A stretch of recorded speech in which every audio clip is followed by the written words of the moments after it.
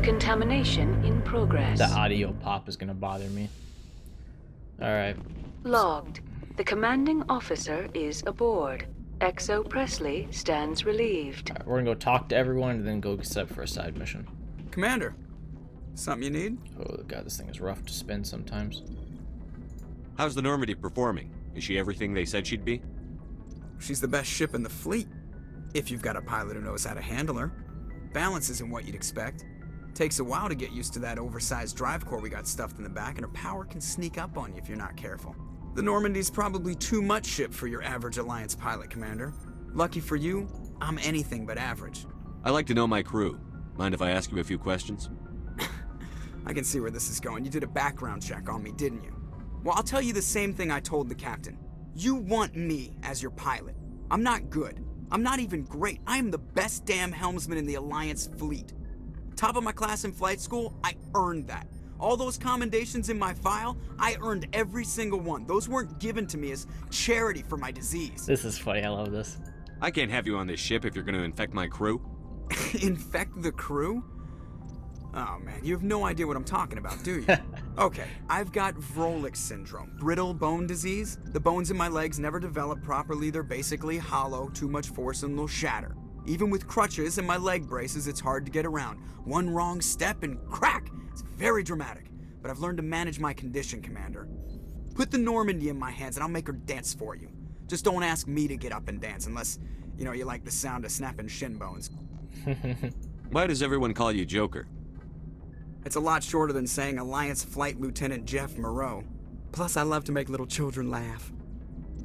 I was just thinking how much you remind me of Santa Claus. Look, I didn't pick the name. One of the instructors in flight school used to bug me about never smiling. She started calling me Joker, and it stuck. Why didn't you ever smile? Hey, I worked my ass off in flight school, Commander. The world's not gonna hand you anything if you go around grinning like an idiot. By the end of the year, I was the best pilot in the academy, even better than the instructors, and everybody knew it.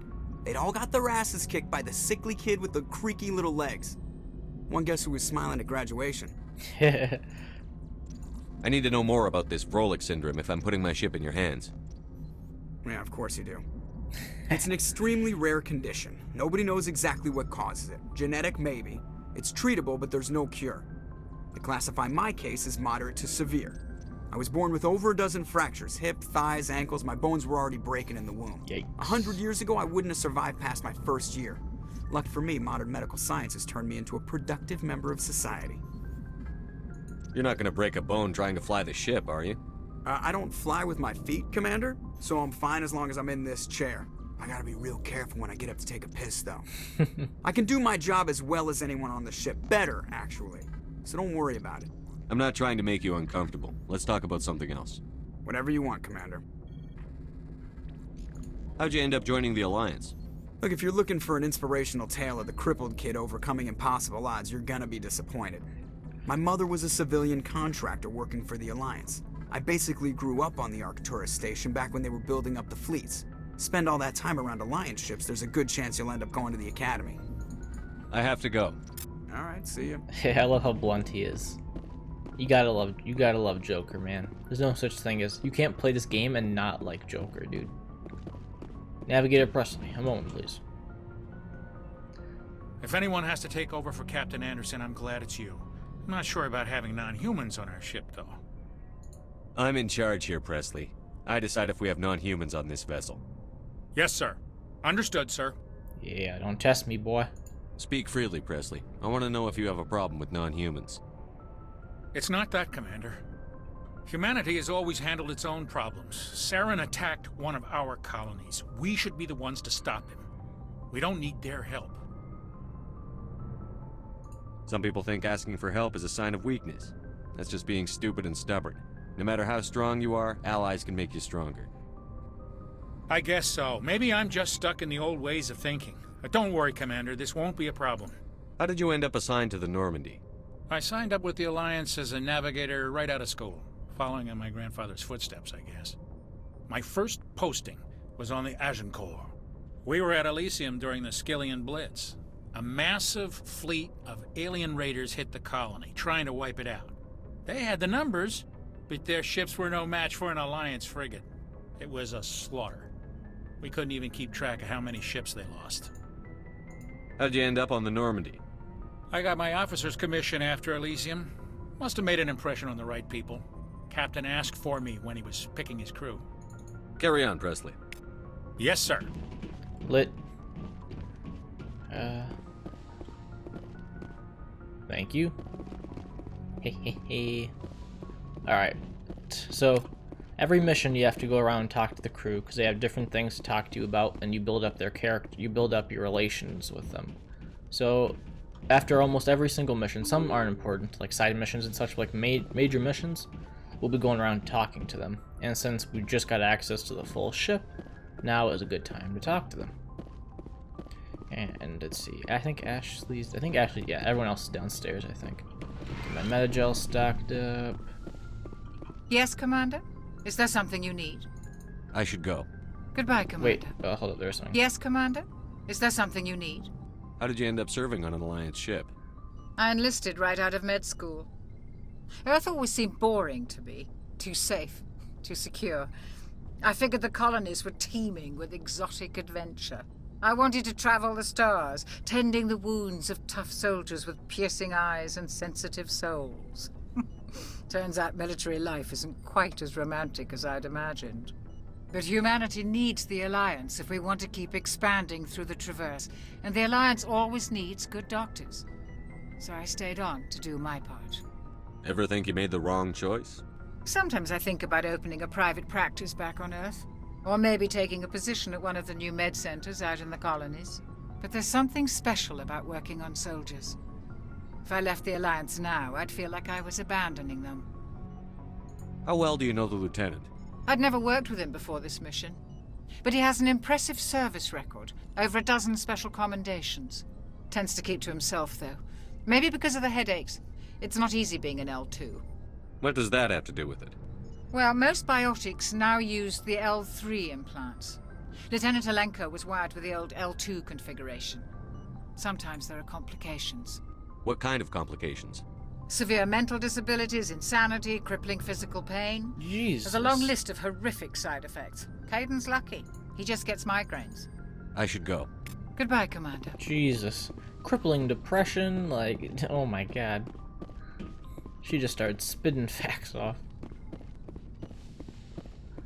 Alright, let's go talk. Actually, wait a minute. Oh wait, hold up. I think there's something we can examine down here.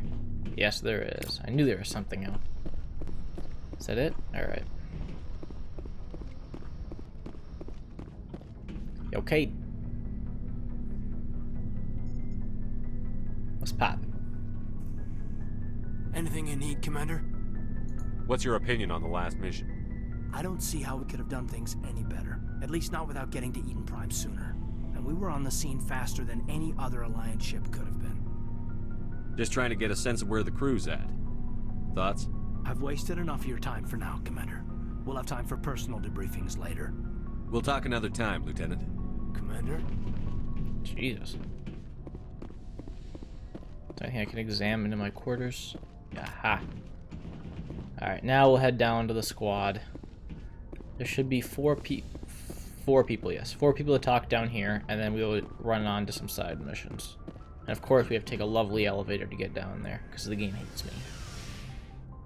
And I dropped my Discord in chat. If anyone's not in there yet, I would highly, highly encourage you to, and greatly appreciate if you popped in the Discord. Actually, we don't want to talk to Tally yet. Hey, Commander. Looking for some extra supplies before you head out? No. Not right now, thanks. No problem. Keep checking back. Garrus Vakarian. Thanks for bringing me on board, Commander. I knew working with the Spectre would be better than life at CSEC. Have you worked with a Spectre before? Well, no, but I know what they're like. Spectres make their own rules. You're free to handle things your way. At CSEC, you're buried by rules. The damn bureaucrats are always on your back. Being a Spectre does have its advantages. Exactly my point. If I'm trying to take down a suspect, it shouldn't matter how I do it, as long as I do it. But CSEC wants it done their way. Protocol and procedure come first. That's why I left. So you just quit because you didn't like the way they do things? There's more to it than that. It didn't start out bad, but as I rose in ranks, I got saddled with more and more red tape. C-Sec's handling of Saren was typical. I just couldn't take it anymore. I hate leaving. It's not the end of the world. You'll have tougher decisions soon enough. Yeah, I suppose you're right. Either way, I plan to make the most of this.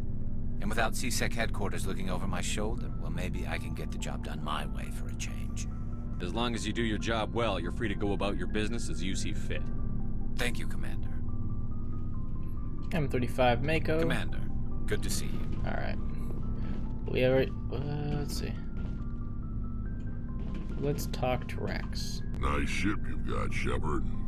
What can I do for you? What's your story, Rex? There's no story. Go ask the Quarian if you want stories. You Krogan live for centuries. Don't tell me you haven't had a few interesting adventures. Well, there was this one time the Turians almost wiped out our entire race. That was fun. They tried the same with us, but we fought them off. It's not the same. It seems similar enough to me. So your people were infected with a genetic mutation? An infection that makes only a few in 1,000 children survive birth? And I suppose it's destroying your entire species? I suppose it isn't all the same. I don't expect you to understand, but don't compare humanity's fate with the Krogan. I was just making conversation. I wasn't trying to upset you. Your ignorance doesn't upset me, Shepard. Oof. As for the Krogan, I gave up on them long ago. The genophage infected us, but it's not what's killing us.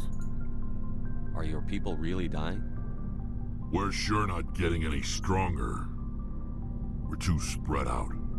None of us are interested in staying in our own system. Because it sucks. Lots of species have left their homes and prospered. But they go to colonize new worlds. We're not settlers. We're warriors. We want to fight. So we leave. Hire ourselves out. And most of us never go back. Mercenaries. What can you tell me about the genophage? Ask the Solarians if you want details. They made it. Bet. Let me go call one right quick. All I know, it makes breeding nearly impossible. Thousands die in stillbirth, and most never get that far. Every Krogan is infected. Every one. And no one's rushing to find a cure. Why don't the Krogan try to find a cure? When was the last time you saw a Krogan scientist? Never. You ask a Krogan, would he rather find a cure for the genophage or fight for credits? He'll choose fighting every time. It's just who we are, Shepard.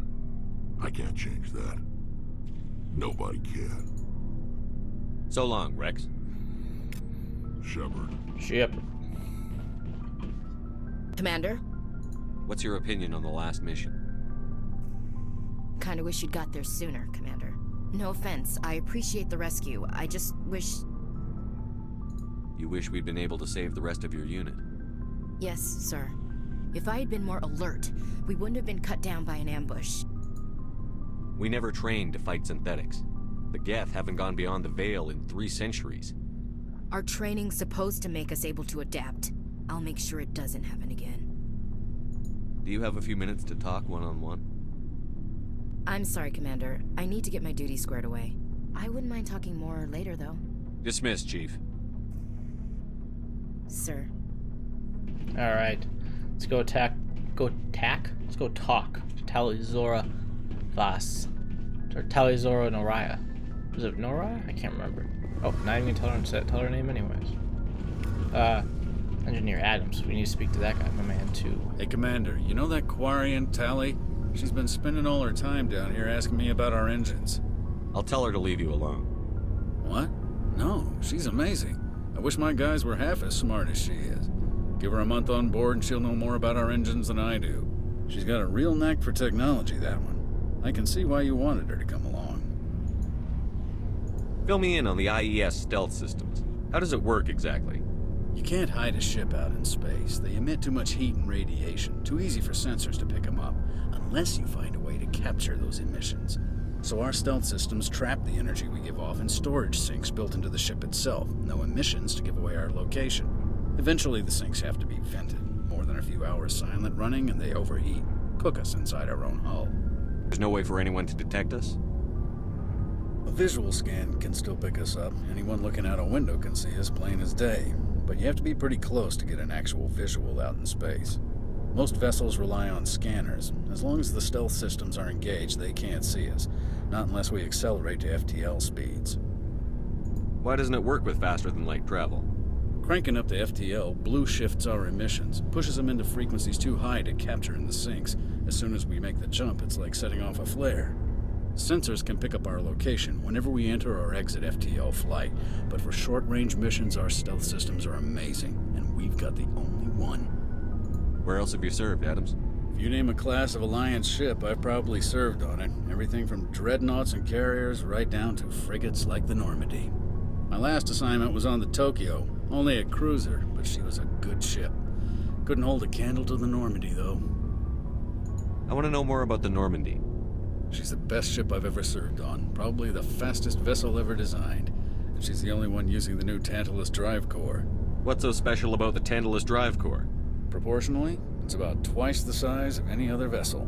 Not only are we faster, but we can run at FTL speeds longer before we have to discharge the core. Carry on, Adams. Aye, aye, Commander. Alright, talk to Tally, and then we'll run some side missions. And we're in 55 seconds, we're hitting 3 hours. Your by the ship's way. amazing, Hog. Shepard. I've never seen a drive core like this before. I can't believe you were able to fit it into a ship this small.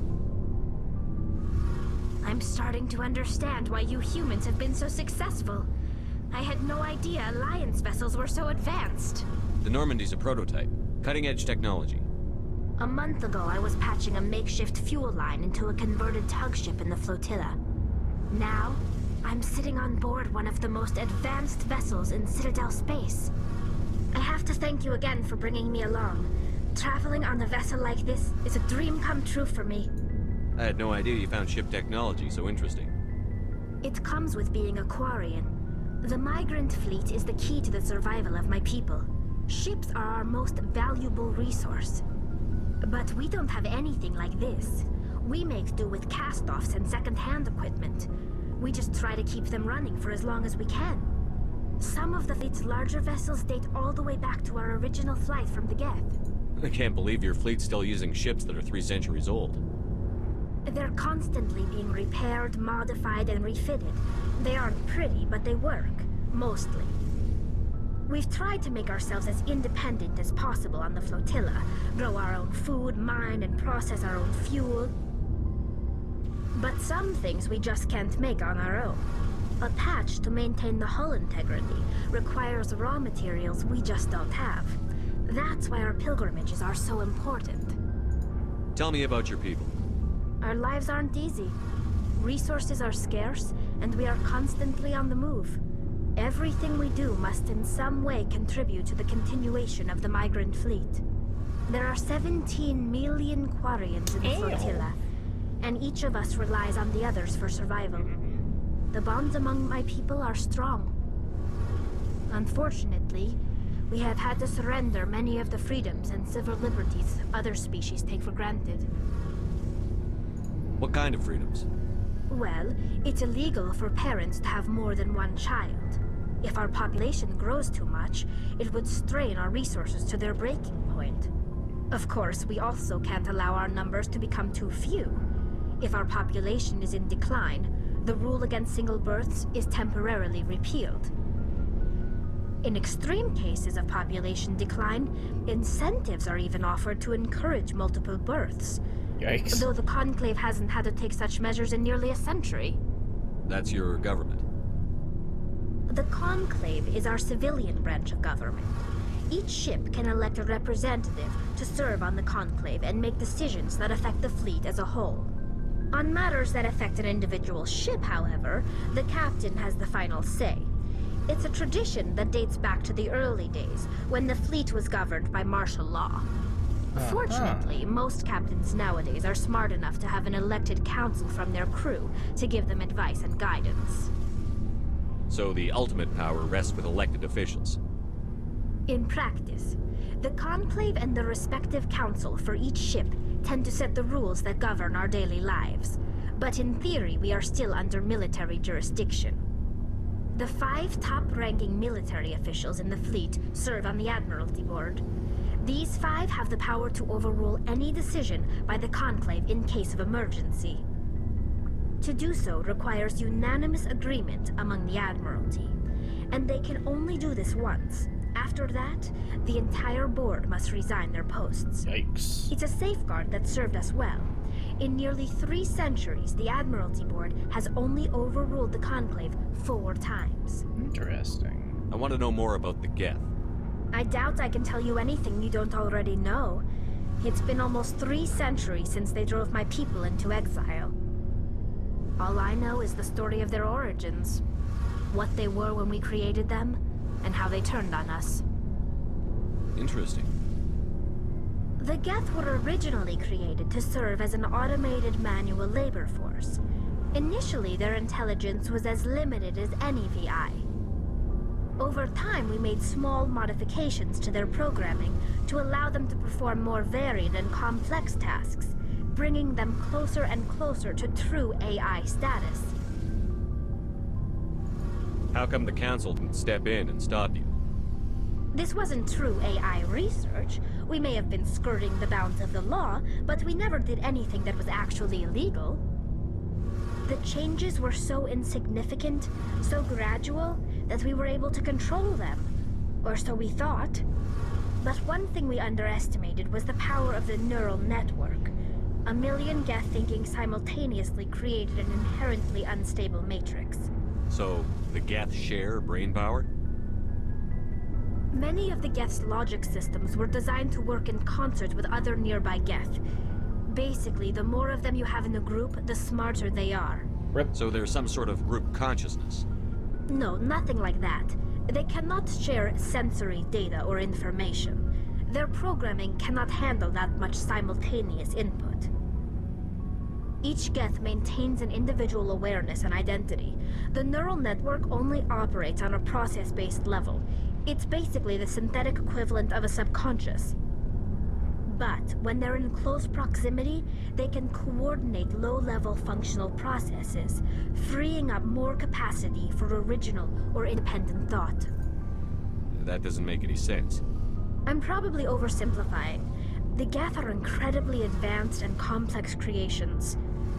All you need to know is that they get smarter when they gather in large numbers.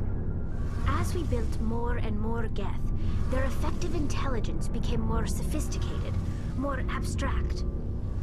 One day, a Geth began to ask its Quarian overseer questions about the nature of its existence. Am I alive?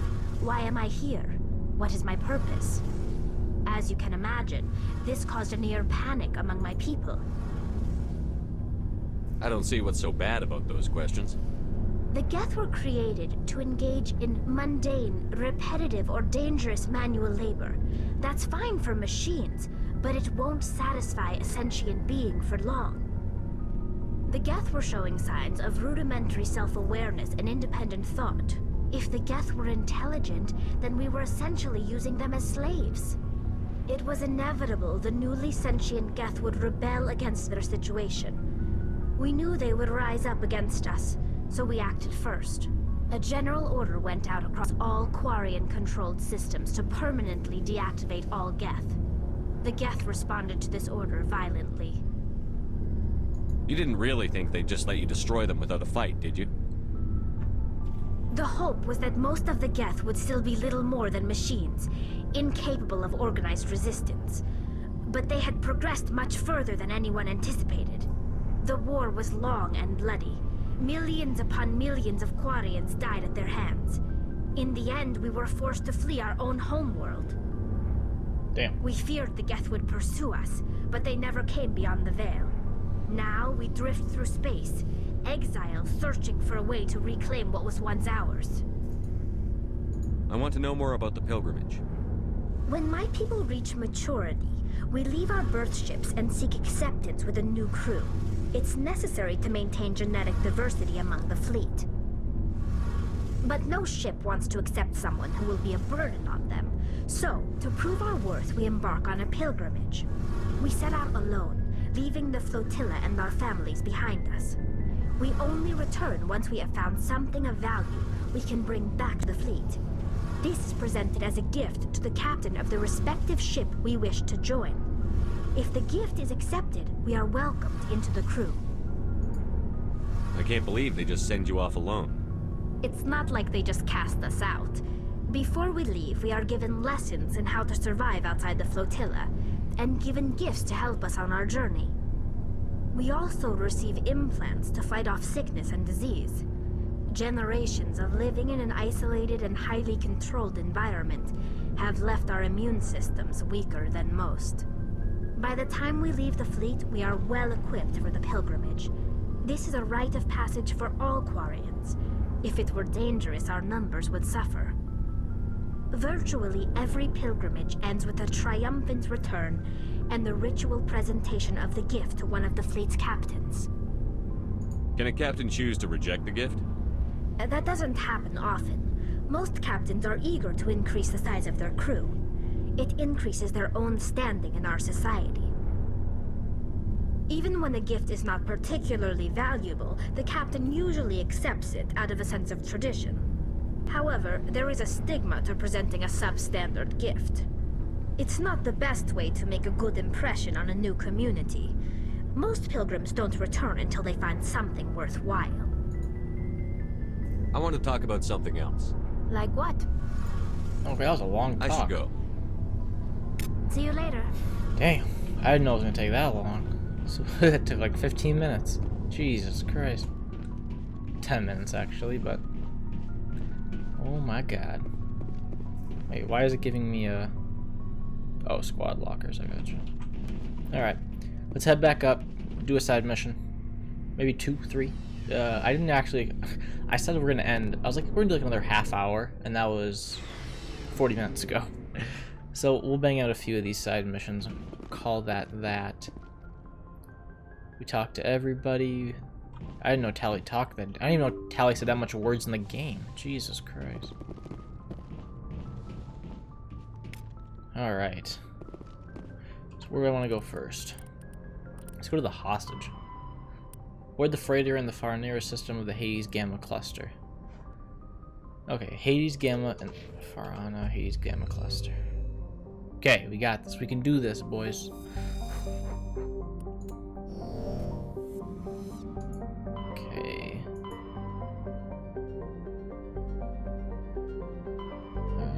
Shit. No, no. Wait, the Hades? Wait, what?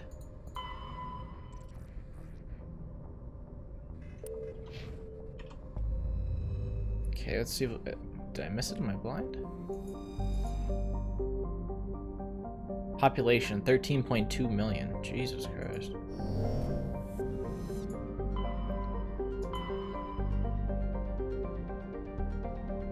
Oh, sorry, I have to, let's see. Hades Gamma cluster. Oh, okay. I think it was this, right?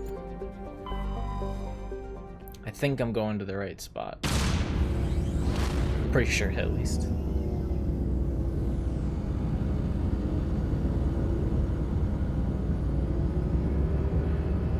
And we off.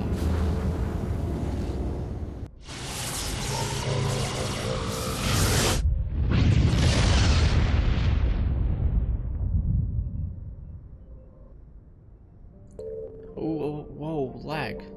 MSVN, is this it?